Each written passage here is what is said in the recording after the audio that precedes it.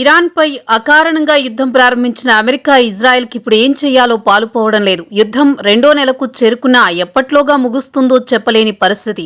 దీంతో ఓవైపు అణుదాడి భయాలు కూడా నెలకొన్నాయి. ఇలాంటి సమయంలో మంగళవారంలోగా తనతో ఒప్పందం చేసుకోవాలని, లేకపోతే ఇరాన్ మొత్తాన్ని పేల్చేస్తానంటూ అమెరికా అధ్యక్షుడు ట్రంప్ చేసిన హెచ్చరికలు ప్రపంచాన్ని కలవరపెడుతున్నాయి.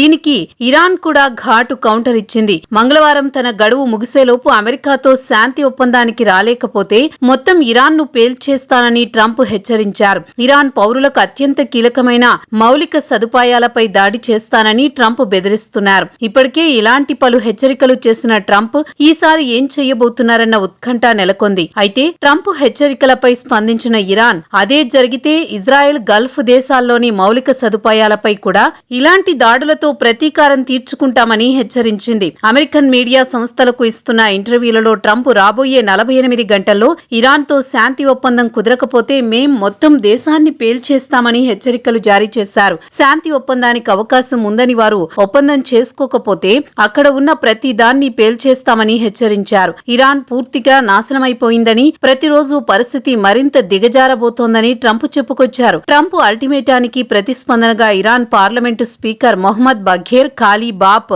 తీవ్రంగా స్పందించారు. మీ దుందుడుకు చర్యలు అమెరికాలోని ప్రతి ఒక్కరు కుటుంబాన్ని నరకప్రాయంలోకి నెడుతున్నాయన్నారు. అంతేకాకుండా ట్రంప్ నెతన్యాహు ఆదేశాలను పాటిస్తున్నారని ఆరోపించారు. ఇరాన్ ప్రజల హక్కులను గౌరవించాలని, ఈ ప్రమాదకరమైన ఆటను ముగించాలని పిలుపునిచ్చారు.